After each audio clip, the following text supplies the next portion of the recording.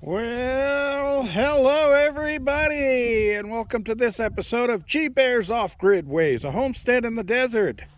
Look at these big tire tracks here in my road. Huh. You know what that must mean? You're right. It means my water tank is full. My blue barrels are so full, they're running over the top. I had to shut off the connection between them and the tank, otherwise it would have drained the tank down. But yeah, they're full all the way, so that's a good thing. Now as we follow the yellow track road, follow it, we're off to see the wizard. No, we're not. We're going down around the corner, up around the bend. Geez, where are all these song titles coming from? Anyway, hey, look at this. These are full too. And those are a little more than half full. 2/3 full. Yeah, that's good. Let's move on down the road.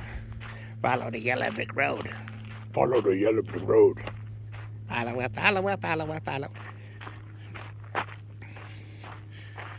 Oh, if I only had a brain. Yeah, I didn't fill this one because see that black tape on the side is a leak. And I need to get my plastic welder down here and weld it. That's some of that waterproof tape that guy advertises on TV. Didn't work. If I go up above that, it leaks out from behind the tape. And yes, I let it dry for 48 hours before I put water in it. But no big deal. I'll get to that sooner or later. And what I use this one for is when the summer gets really hot, I can transfer water from those blue barrels up there down into here. Now, if we have a call of rain coming, which they haven't said anything, but it is raining over there. Look at that. Well, I don't know if it's rain or snow, but it's something coming down out of the clouds over there. And look at the sky over here. So, who knows? Doesn't say anything about rain. This is upper atmospheric rain over here. And this was all chemtrails. It's chemtrails. Say it. Come on, say it with me. Chemtrails. Those are chemtrails that started off this morning, and they were really working at it. And it's all joined together now, so you can see the streaks of each one where they all join together. Anyway, that's what's going on. And then over here, I filled up 1, 2, 3. So it's 275 gallons each times 3. So 750, what's that, 8 1/4 or something like that?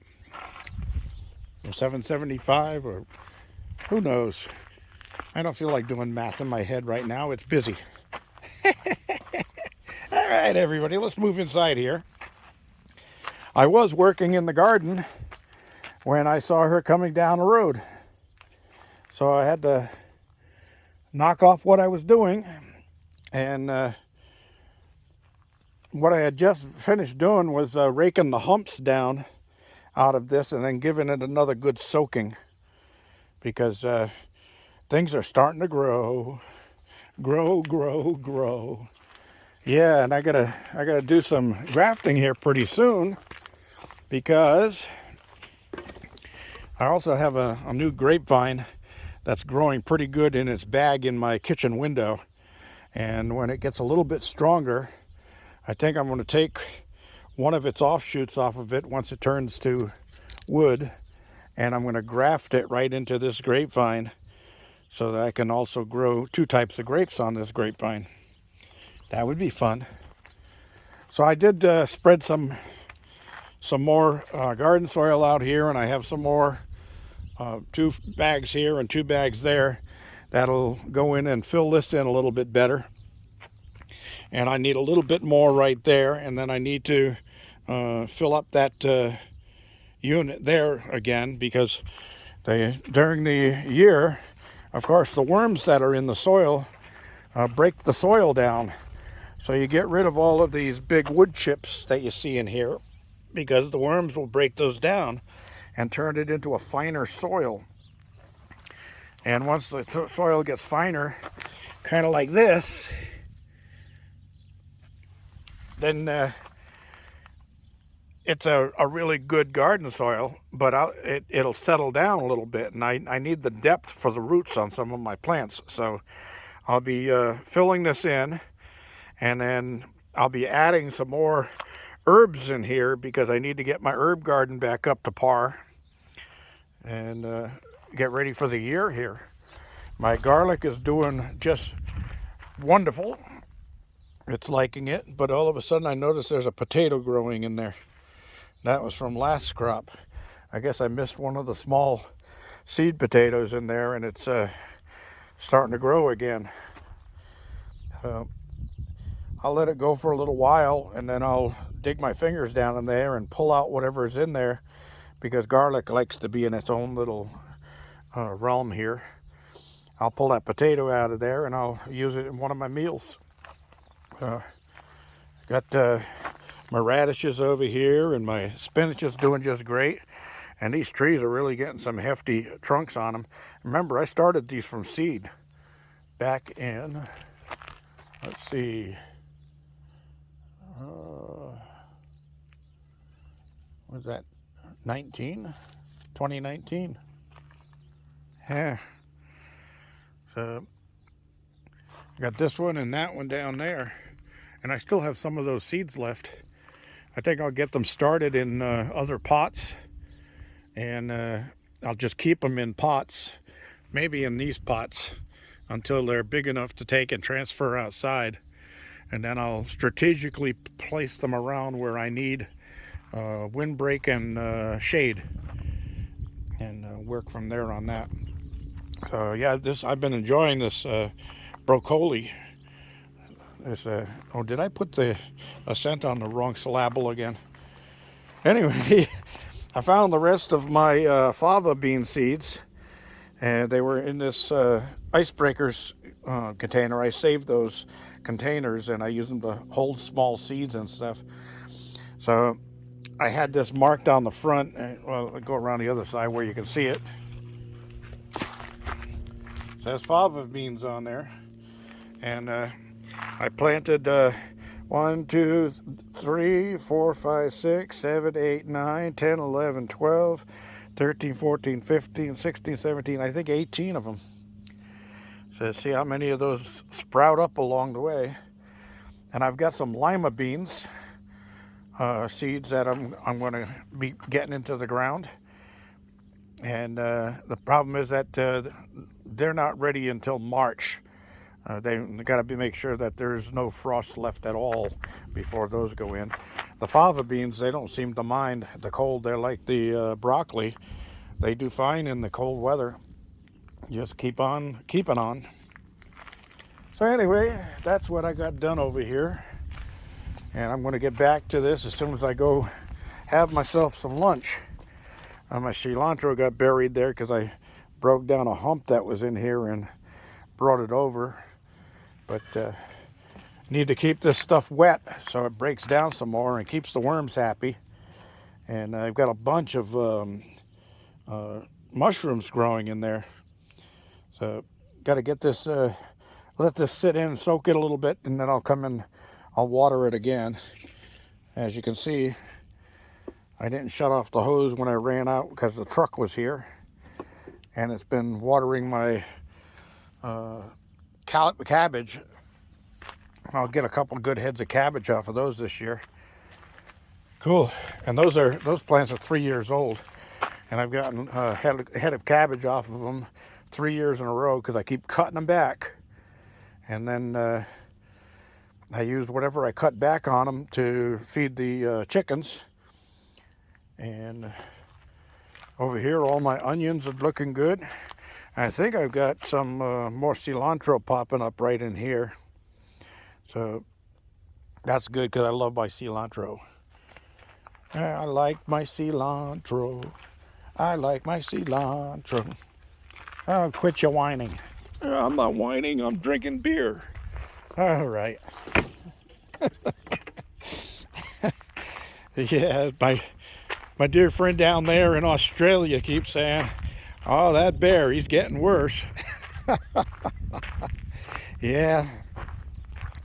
So the chickens have been fed this morning. I got all my chores done before the water delivery came, because they had me for a morning delivery because they got too late yesterday and decided not to come in the dark, so that was a good thing. But a new female truck driver named Mary,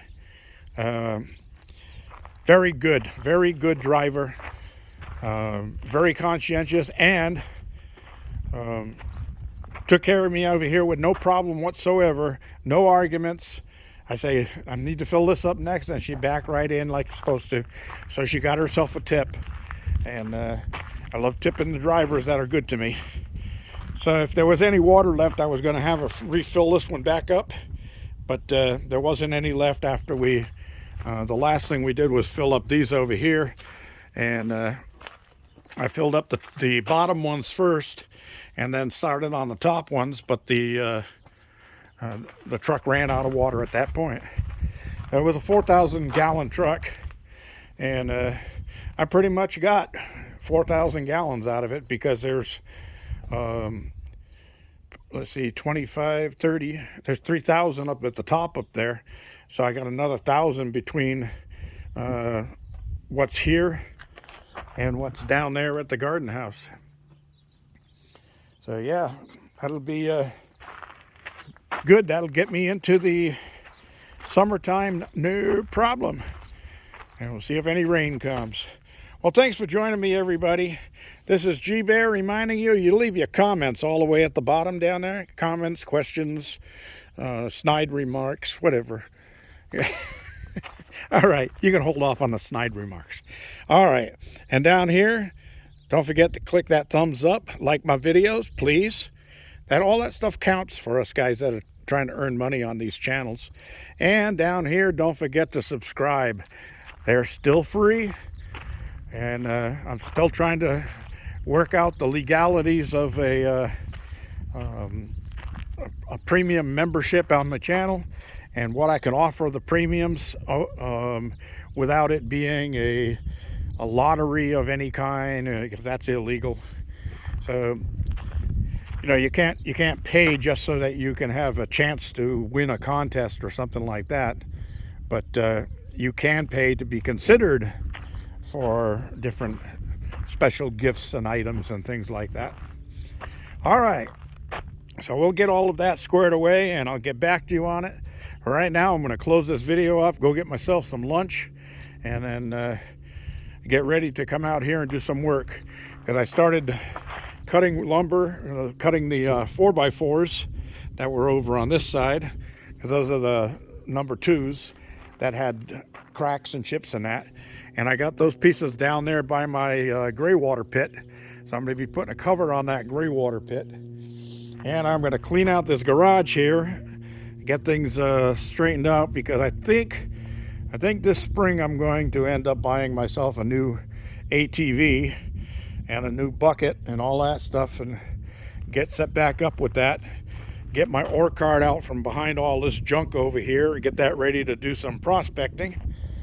And Andy said he might buy himself an ATV too, and wants to keep it in my garage with mine, so I'm going to have enough room in here to put 2 ATVs and still get in and out between the two. And we'll have to work it from there, see what happens.